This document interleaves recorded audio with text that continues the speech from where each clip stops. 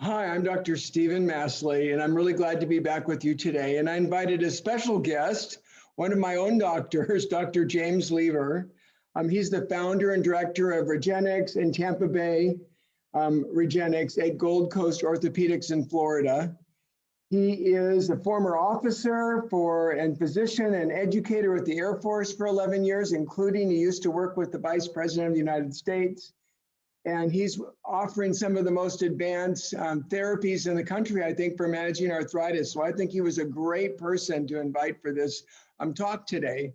I've been doing surveys each year and looking at what topics you, my listeners, wanted to talk about. And arthritis was at the top. So I'm very happy to have Dr. Leiber here today. So Dr. Leiber, really glad to have you with me. Thanks for taking the time.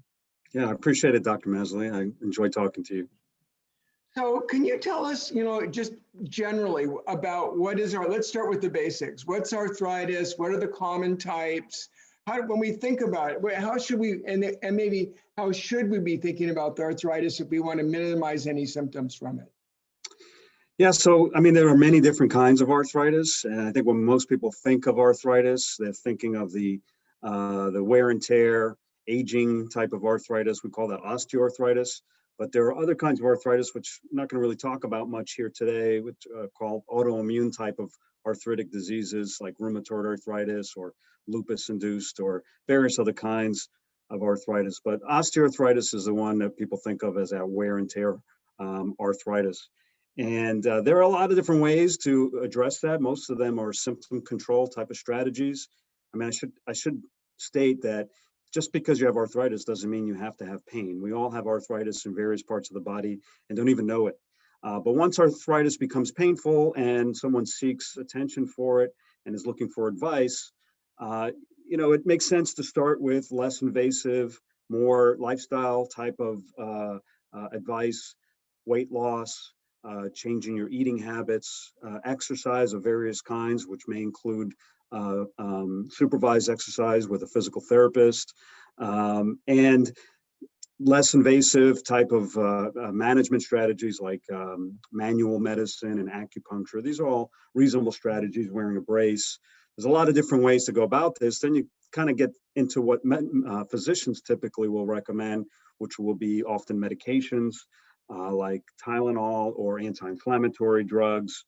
And I'd like to talk a little bit about why those are not always a great idea. I also want to come back to those medications that are over the counter and commonly used, but many of the lifestyle treatments we're talking about are treating inflammation, right? The joint has a cartilage layer, and as it, with some wear and tear or injury that breaks down, inflammation incurs. It's like a fire, so to speak, going on inside that joint, and we're trying to calm it down. That's how I see it. I wonder if you look at it any differently.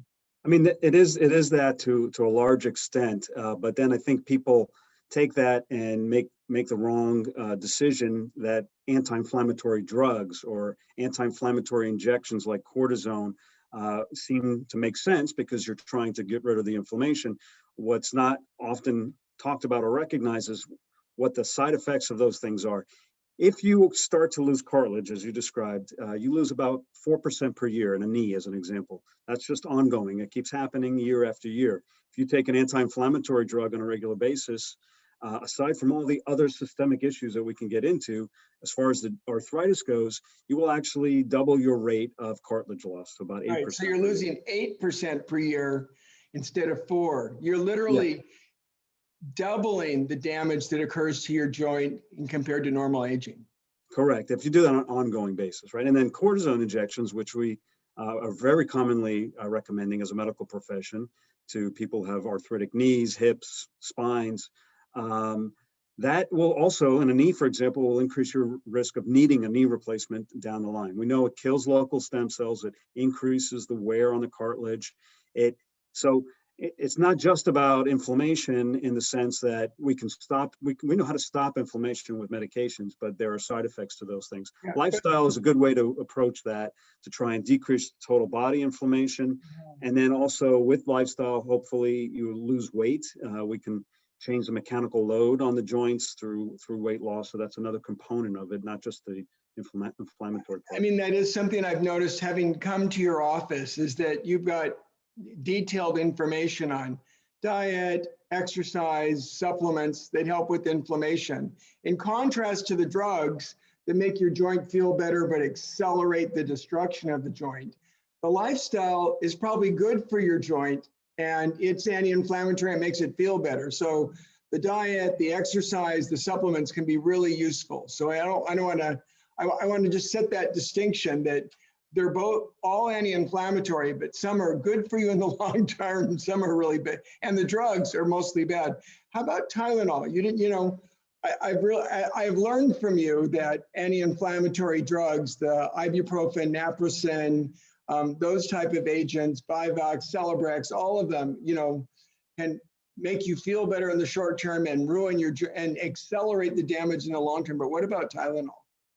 So, from the best of our understanding, Tylenol does not have that kind of a negative effect on the joints. It also, through laboratory testing, we know that Tylenol doesn't have a negative impact on the growth of your own healing cells, whereas those anti-inflammatories can. So I think Tylenol, as far as orthopedic conditions are concerned, if it's effective for a person up to a certain dose, is fairly safe.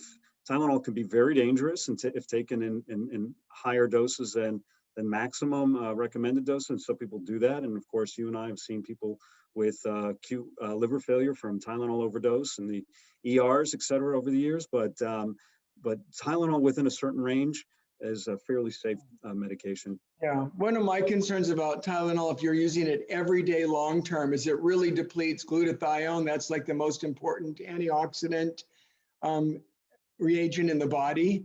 So we're depleting that. And some of the neurologists, functional medicine neurologists I've worked with in the past, are concerned that taking high dose long-term Tylenol might even accelerate memory loss and cognitive decline. So yeah, it's interesting. For many years, and I don't know if there's any good research on this, but I've recommended if you're going to be on Tylenol on a regular basis, I would recommend that they also take N-acetylcysteine, which is used in the ER for Tylenol overdose, but can be used to hopefully replenish some of that glutathione. Although I just read recently that the FDA is considering taking that off the market because there's somebody wants to make it into a drug of some sort, and that was just recent. Within the last few weeks I read about that. Oh, really?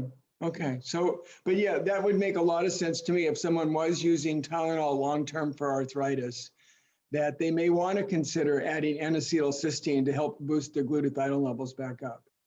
So what are other non-surgical treatment options that are available that you use in your practice that people should be thinking about? Some of the orthobiologics, for example. Yeah, so I should explain what that means. Ultimately, my goal has been, based on what we've been talking about, I would like people to try and avoid the use of NSAIDs or anti-inflammatory drugs, chronic use of Tylenol if there's an issue there, cortisone injections, narcotics, which we didn't talk about, which have their own set of issues that people are hearing about in the news all the time, and then unnecessary surgeries. And there are so many of those. And not all of those are going to be successful, and they carry serious risks. So we, along with others in the country, have been doing a different strategy. What we're trying to do is help the body naturally, in a sense, heal or strengthen tissue or naturally decrease inflammation in a much more powerful way than we could with just supplements, for example. And the body normally heals through a very standard mechanism. It's the same way no matter how you injure yourself, wounds, internally, if something occurs, your body sends platelets to the area to stop bleeding. Platelets then open up and spill out these things called growth factors. Each growth factor has been identified. We know what they do. They call for help to resources to the area. I tell patients it's like calling subcontractors in. Each one has a different job. So they call it in. One of the phone calls are to stem cells, and we think of stem cells as being baby cells that live on basically ready reserve. They live in high concentration in your bone marrow, in your fat tissue, and in smaller quantities plastered everywhere throughout the body. So these are cells that we can utilize. We can take from a person We can concentrate them. We can take out the things that we know get in the way. We can make various different we call them orthobiologic products from that person, and then use them back in that person within the same day. Right now that is considered to be within FDA guidance and compliance to be able to do that. So we can use those strong healing substances, the growth factors, the platelets, the bone marrow, as a liquid. And then that liquid can be injected into different tissue that's either damaged, weakened, inflamed. And then the key is actually placing these needles safely, accurately, as painlessly as we can into these tissues to try and strengthen them using various image guidance tools like live X-ray, live ultrasound to place the needles everywhere. That's really where I think the skill and the years of training are required to get to that point. So now what you're talking about is autologous. So we're taking someone's own cells like platelets or stem cells and being able to put those back into a specific damaged area of the body, whether it's the hip or a knee, and focusing it on the injured area inside that joint to help it repair. How is that different than, I read about non-autologous, like where people are getting platelet cells or they're getting IV injections of, cells from placenta tissue and other sources. Can you talk a little bit about the difference between what you're doing and what people might hear about elsewhere? Yeah, I think that's a really, really important topic to discuss. And the FDA has become clearer and clearer as to what they allow and what they don't allow. And we're being very careful about the way we word things as well. So we're not calling bone marrow procedures stem cells. We know we're calling them bone marrow concentrate, but we know in that concentrated solution there are a large number of stem cells in there. When we use the phrase stem cell or stem cell treatment or stem cell product, for the FDA, regulation-wise, that's something that they think of as a drug that needs to be regulated as a drug. So that leads into these other types of tissues you're talking about. So birth tissue manufacturers, these are companies that are able to obtain tissue from discarded birth tissue products after a woman gives birth that normally are thrown away. These would be the membrane around the baby, the amniotic membrane, the placenta, or the umbilical cord. These do have stem cells in them at the time of delivery. These companies take these, put them into some sort of a vial form, a powderized form that can be then sold to physicians, and they are being sold to physicians throughout the country. And they tell physicians these products have millions of stem cells in them and that they work better than your young stem cells. And in fact, it doesn't even matter where you inject these because they just innately know where to go. Just a whole list of falsehoods that occur there. So one of the problems is none of these products have living stem cells in them when they have been tested by independent academic laboratories throughout the country. There are multiple published studies on this now. Number two is whether they have stem cells or whether they don't have stem cells, according to the FDA, they still need to be regulated as a drug. You can't inject these things into orthopedic tissue legally without that being regulated as a drug because they're not considered to be part of that person's body tissue. They're coming from somewhere else. So they are a drug in the simplest terms in terms of the regulations. So whether they're effective or not is a different story, right? So I think ultimately these products will probably be considered to be effective when they're researched properly, but the research is really, really in the infancy stages. And when you research something that really has stem cells, but you're being sold something that says that does not actually have stem cells, it's apples and oranges. It's kind of a bait and switch.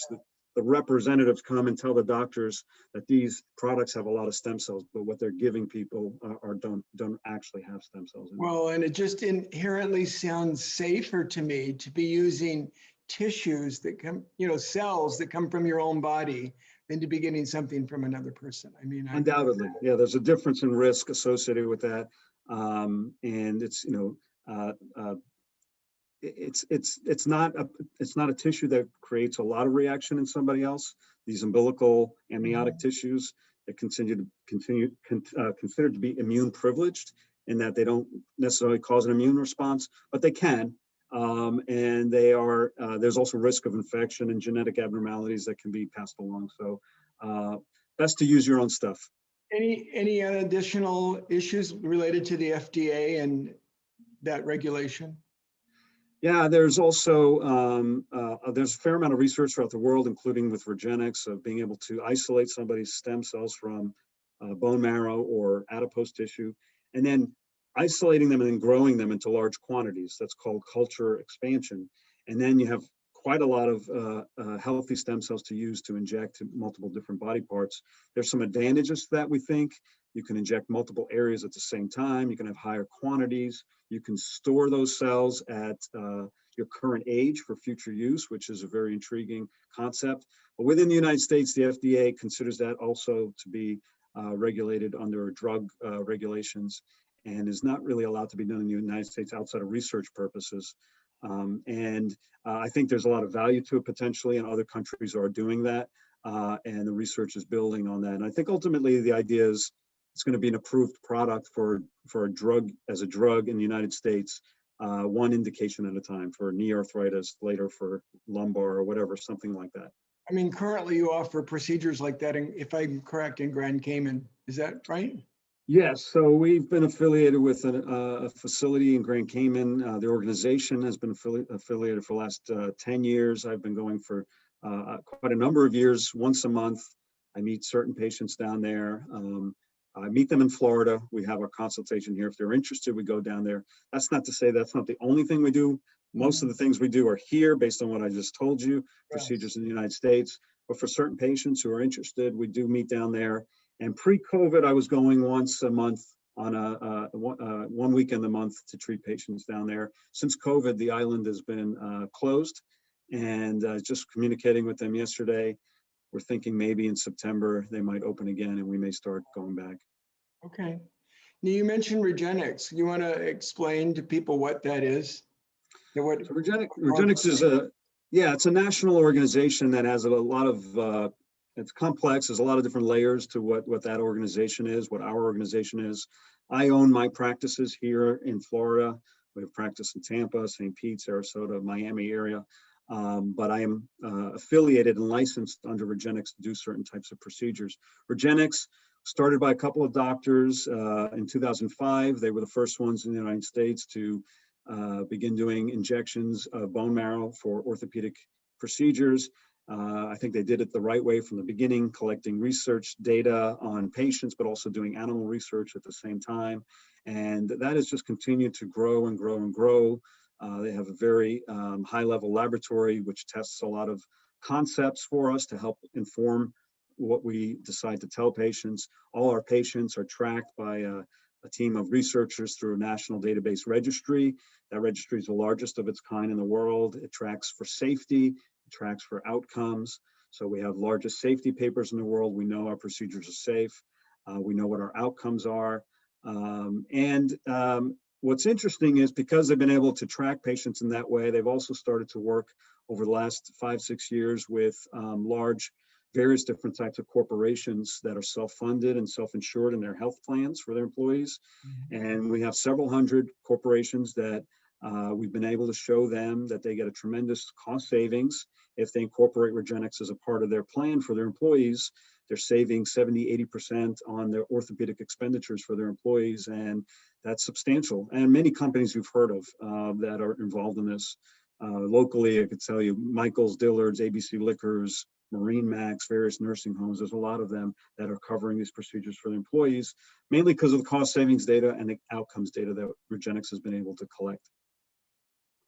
How do you see this evolving in the future? Where's all these treatment options going? Yeah, I think I think the future for this field is bright. There's a lot of research happening throughout the world. There's a lot of investment in the research. I think the FDA's job is to keep patients safe, and they're taking a very cautious approach to this. But ultimately, I do think that we're going to have products that are drugs that are cell-based, stem cell-based, many of which may come from birth tissues ultimately once they're proven to be safe and effective. And I think they're going to be widely accepted and continue to gain insurance approvals, and is really a standard way to treat orthopedic conditions, and not only save money, but also decrease the unnecessary harm that we're doing with some of the standard procedures we're doing. And in one important thing is I think we'll be reducing the amount of orthopedic surgeries tremendously. There's a lot of orthopedists who are getting involved in this field and dabbling in it, but I think what you're looking for is somebody who's got expertise in it. Now, when you mentioned birth tissues, I just want to clarify something here. You're talking about placenta, amniotic sac, the umbilical cord. I don't think you're talking about fetal tissue. And I think for some people that would be a really important issue. So I just wanted to bring up that distinction in case there was any confusion there. Yeah, absolutely. That's a very important distinction to make.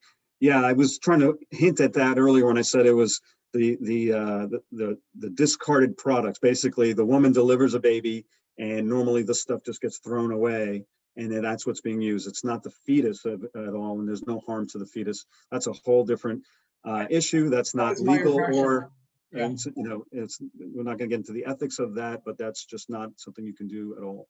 I just wanted to clarify that point. Perfect. Now, many of the questions I got that related to arthritis were related to the hip. Is the hip any different in terms of therapies we might offer or strategies or anything else? Hips are very difficult to treat once they get into the advanced stage. We treat a lot of them because a lot of people do not want to undergo a hip replacement surgery. But if I recommend a surgery, that's the one I recommend the most to people, is a hip replacement surgery. I think if we can catch it earlier, mild or moderate arthritis, we have a much better chance of keeping that from progressing and controlling that. Once it gets into the severe stage, we have many people who do well with our procedures, but we have many people who ultimately still will need a hip replacement. And so we have to have a frank conversation about that right up front. Hip arthritis seems to be a little different than knee arthritis. It can advance more quickly.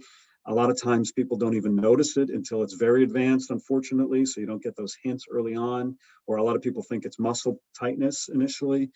So if you're having issues in that area, which you think are tightness, that you're stretching out all the time, I would suggest getting that evaluated and getting an x-ray at least, just to see the status of that, because you may want to catch that earlier for better results.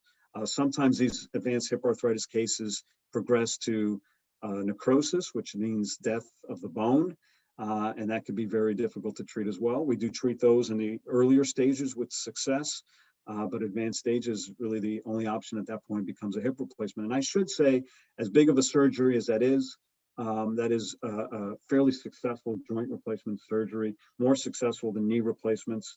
People can recover and do well with those, with certain limitations, of course, afterwards. And so I don't recommend it all the time, but it's certainly something that I recommend occasionally to people. What's the general complication rate from having a joint replacement, whether it be a knee or a hip or something like that? I assume those two are similar. Yeah, I mean, it's fairly low. It's in probably in the 1% range. But if you do it as a comparison to not having a joint replacement, so that's the absolute number. If you do it compared to not having a joint replacement, the complication rate is substantial. So if you have a joint replacement, your risk of having a heart attack or stroke is 30-fold more than if you didn't have that joint replacement at all. So, and that's usually within a certain time frame after the replacement, within 6 weeks or something. And usually if you're older or have other comorbidity, other types of medical conditions. But it's not trivial, and it can be very serious. So we want to make sure that we're reducing the total number of recommendations for joint replacements to the ones that really, really have that as their only choice. Yeah, well, from my experience, either just adding more exercise, some yoga or stretching, physical therapy to help strengthen a joint, eating an anti-inflammatory Mediterranean-style diet that you and I both recommend, using some supplements like fish oil and curcumin, it all helps. Yes. But if you're doing those are the things I teach to probably these listeners on a regular everyday basis. But if you're doing all those things, what I'm hearing is the next step up would be like you can collect your own platelets, or more advanced would be a bone marrow, inject that into the joint. And especially if that's performed early, we can help really reduce people's symptoms and improve long-term outcomes.